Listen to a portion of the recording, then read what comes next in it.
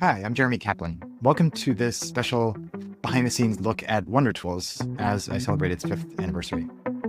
I started this newsletter in April of 2020, right as the pandemic was upending how we all worked. I wanted to create something useful that would help people discover digital tools and make the most of them when they needed them most. I'm sharing this behind the scenes perspective because when we see a finished newsletter, website, or creative work of any kind, we don't see the experimentation, the challenges, or the unexpected turns along the way. My hope is that by pulling back the curtain a little bit, I might spark ideas for you, for your projects, or validate challenges you're experiencing. In my day job, I work at the CUNY Newmark Graduate School of Journalism as Director of Teaching and Learning. I also help journalists around the world develop new entrepreneurial ventures. And I'm excited to support a new generation of journalists to report on the important stories of our time. I love teaching and learning. That's my passion.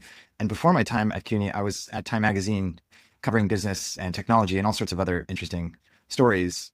Even earlier in my career path, I was a violinist.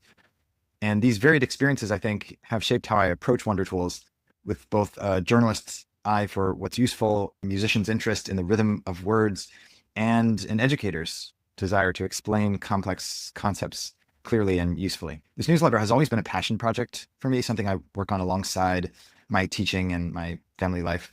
That context is important because it shapes how I approach each post and the trade-offs that I make with my limited time, as we all do.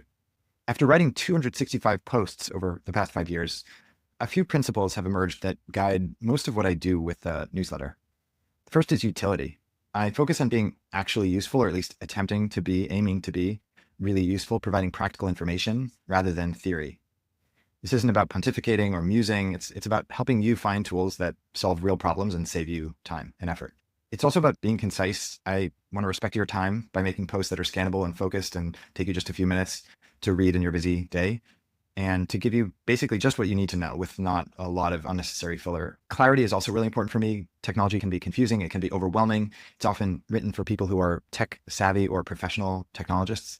And my focus is on making the complex tools accessible and explaining what they are, how they're useful, how they work, what you can use them for, what their limitations are, what alternatives you might consider, and to do so in language that doesn't assume technical expertise. There are all sorts of apps I've highlighted over the past few years. I won't go through many of them, just to say I'm often trying to find apps that are really useful for writers, for people creating content, for people working at a computer in various different ways, managing projects and tasks. Sometimes these are apps for teachers. As an educator, I'm looking for things that are useful for people like me. And also there are hopefully a range of different things that are useful for people regardless of what field you're in, because they help us do work like email and project management and managing our calendars and managing whatever kind of creative work we might use, and helping us to understand the new AI tools that are at our fingertips these days to help us work more creatively and efficiently and enjoyably. Some of the posts that have resonated most with readers include posts about useful AI prompts, for example, and making use of AI, even if you're not an AI expert, in helping people get going in just a few minutes and without great expense. People have also been really interested in Google Docs and other basic kinds of tools that maybe aren't as sexy or new as some of the newest AI tools, but remain the workhorses of our workflows in many cases. And these hopefully are posts that help people make a little bit more of the tools they're already using rather than always having to use something brand new. Many of us are overwhelmed with our tasks and documents and notes and all of these materials that we have in front of us on a daily basis. So some of the tools that have resonated with readers have also been those that help people organize their digital workspaces and establish clearer workflows. And happy that I can hopefully help at least some people with those challenges that I continue to face and continue to wrestle with myself. There are a few surprises that I've encountered over the course of the past few years as I reflect on the newsletter's growth. One is reach, another is the ratio of time spent, and the third is the range of readership. So let me tell you a little bit more about what I mean.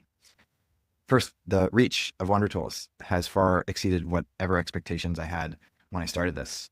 It now reaches 65,000 subscribers in 201 different countries, with about 2 million global views over the past year. What started as a small project aimed at helping colleagues and friends and others I knew has resonated with people far beyond what I expected would happen.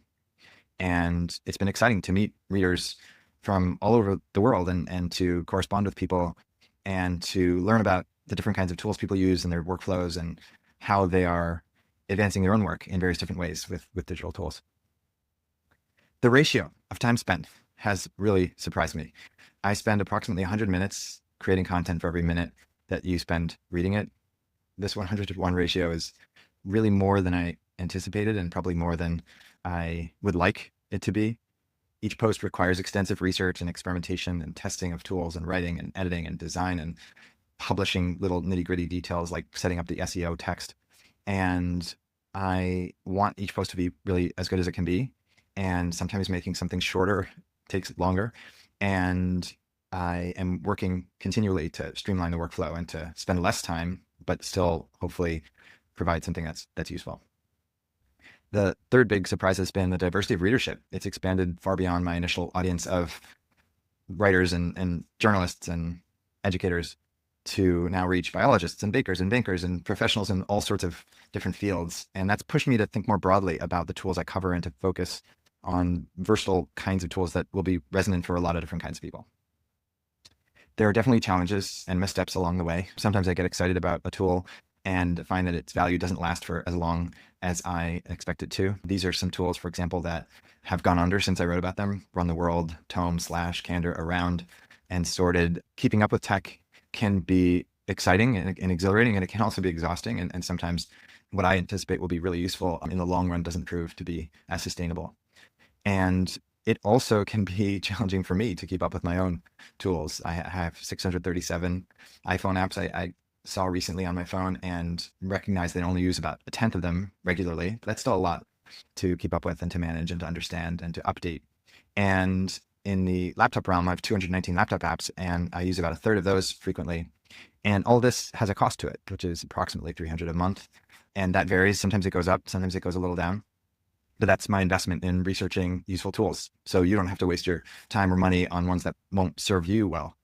And this exploration is a lot of fun. It's joyful. It's also challenging. It's also an obligation, commitment that I've made to complete something every week. So that's a reality that all creators are aware of. The growth has been really exciting to see for Wonder Tools.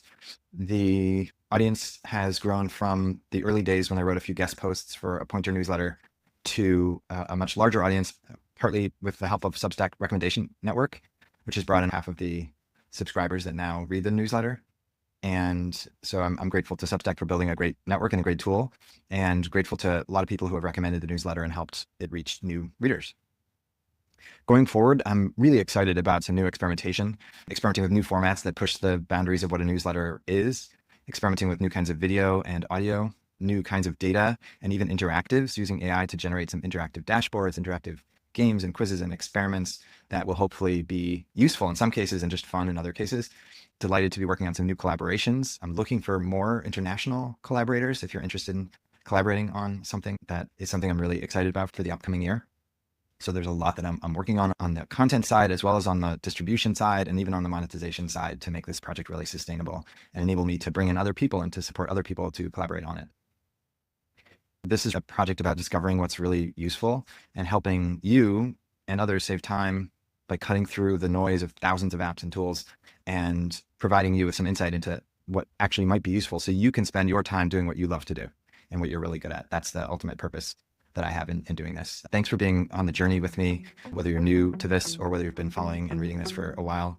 I really appreciate having people who are actually interested in this topic and communicating and corresponding with you. If you're interested in collaborating in some way, I'd love to hear from you. You can email me, jeremy@jeremykaplan.com, with your ideas, whether it's for a guest post or a partnership opportunity or feedback on the newsletter, how it could better serve you in the future, or something I should cover or shouldn't cover. I'm always excited to receive friendly outreach. So be in touch, and thanks for watching.